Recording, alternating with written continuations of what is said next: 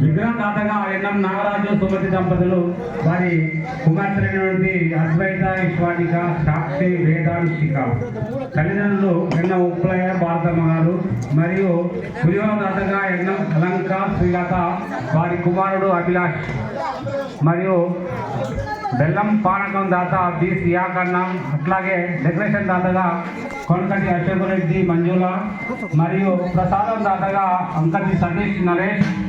మరియు గంగ సోమిరెడ్డి పుస్తే మెట్టెలు